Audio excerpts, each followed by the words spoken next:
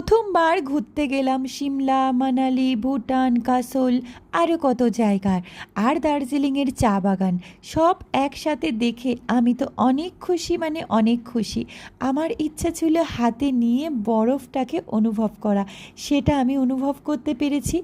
আর সেই দেখো, পাহাড়, সমুদ্র, ঝর্ণা, বরফ সব একসাথে পেয়ে গেছি। প্রথমবার কোনো কিছু অনুভব করা তার আলাদাই একটা আবেগ, আলাদাই একটা অনুভব। তোমরা কে কে ফিল করতে পারছো জানি না, কিন্তু আমি অনেক বেশি এনজয় করছি। এক একটা জায়গায় এক একটার মতো। ওই কাচের উপরের জিনিসটা কিন্তু প্রচণ্ড ভয় লাগছিল, কিন্তু ভয়টাকে জয় করার জন্যেই ঘুরতে যাওয়া, তাই না?